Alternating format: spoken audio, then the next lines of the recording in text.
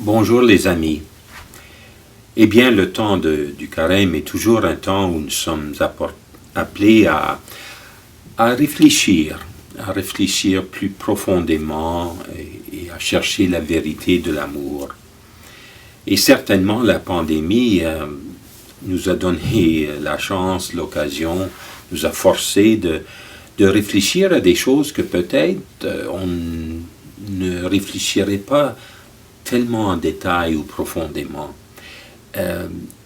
Par exemple, toute la question des droits, parce que à travers la pandémie, on a certainement entendu ce langage, ces conversations autour de la question des droits. Au tout début, non, j'ai le droit de vivre ma vie comme je veux et c'est personne qui va me dire que je dois porter un masque. J'ai le droit de vivre ma vie comme je veux. On a entendu aussi à différents moments, même sur la question de le droit à la foi, à la religion. Nous sommes une église, nous avons le droit de vivre notre foi en commun, et bien que le gouvernement ne devrait pas brimer ce droit-là. On devrait avoir le droit de vivre notre foi, notre religion, comme on le veut. On a entendu cela. Peut-être même ces jours-ci, on entendrait quelque chose comme je suis paroissienne de telle et telle paroisse, je supporte bien la paroisse, donc j'ai le droit d'être à tous les services de la Semaine Sainte parce que, eh bien, c'est mon droit à vivre ces moments forts. Et c'est vrai, tous ces droits-là sont des droits. On a le droit de mener notre vie, de prendre des décisions à partir de notre liberté et de notre discernement de ce qui est bien pour nous. On a cette liberté, on a ce droit à cette liberté. La liberté de la religion, ça fait partie de l'être humain et oui, un État ou un mouvement qui essaie de brimer cela, c'est injuste. Et oui, comme baptisé, on a droit au sacrement, on a droit à faire partie de la vie de l'Église et de recevoir les services, la force, la consolation, les biens spirituels qui nous aident dans la vie. Mais je pensais aussi, lorsqu'on parle de droit, et peut-être parce que c'est la Semaine Sainte qui s'en vient là, Jésus sur la croix. On n'a jamais entendu de sa bouche c'est mon droit. Il n'a pas réclamé ses droits contre l'injustice, contre même le péché du monde, contre la haine et le rejet et tout ça. Il n'a pas proclamé ses droits. Lui qui était fils de Dieu. Mais il n'était pas victime non plus.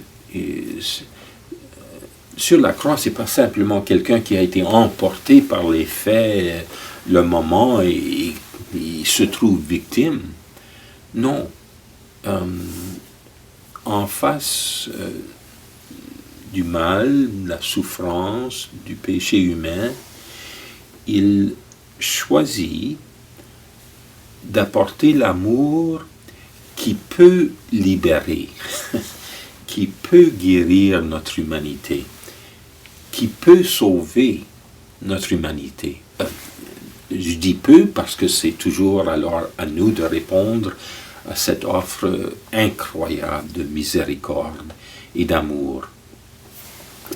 Alors c'est vraiment le bien de toute l'humanité qu'il porte dans son cœur, le bien éternel de la vie éternelle, et le bien de la vie sur terre selon que Dieu, son Père, la veuille pour tout le monde. Alors, à nous, lorsqu'on pense au droit, à notre droit, et je pense que c'est bien de penser, oui, alors quel est l'équilibre, la balance entre les droits? Donc il y a le droit à la santé, le droit à la vie pour tous et chacun. Il y a mes droits de vivre ma vie comme je veux, mais on peut dire, mais il faut mettre ça en équilibre, droit personnel, droit communautaire. Mais moi, j'ose dire que, et on le voit dans l'enseignement social de l'Église, de la vie sociale, que quand on parle de droit, et avec l'œil sur Jésus, pour ainsi dire, sur la croix, c'est surtout le droit de l'autre qui doit remplir notre cœur. Jésus s'est vidé pour que tous aient la vie, l'amour, soient avec Dieu pour toujours. Eh bien, quand on regarde une situation, le port de masque, le fonctionnement des églises, des communautés de foi, ma présence à tel ou tel service en ces jours saints, de penser, ok, mais d'abord, quel est le droit de l'autre? Parce qu'on est appelé, comme chrétien, en termes de droit, surtout de protéger et d'avancer le droit, le bien de l'autre et des autres. Et c'est sûr, ça va appeler des fois, pas simplement discernement, équilibre, la balance, mais ça va appeler mort à nous-mêmes pour le bien de tous et de chacun, de tous. Le port de masque, bon, c'est sûr, au début, on a trouvé ça difficile, et pour certains, vraiment contraignant. Mais, qui sait combien de vies ont été sauvées, combien de possibilités de contagion ont été arrêtées pour le bien de l'autre, de tous les autres. Alors, ce que je veux dire, c'est ceci.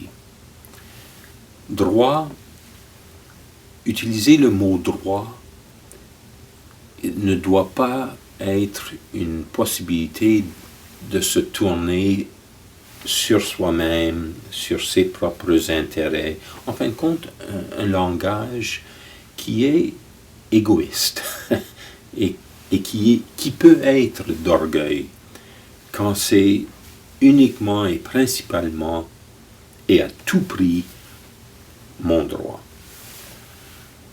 Mais plutôt avec l'amour du Christ qui transforme ce qui est mal, ce qui a besoin d'être guéri en salut, en bien, et bien aussi que la première question qu'on se demande, eh bien, comment est-ce que je protège, avance le droit de l'autre, de tous les autres? Et si oui, on est brimé, eh bien, que ce soit pas simplement nous autres qui sont brimés dans tel ou tel droit, mais qu'on regarde qui sont les autres qui sont brimés, peut-être dans ce droit-là, à la santé, ou au besoin de liens humains, d'être pas isolés.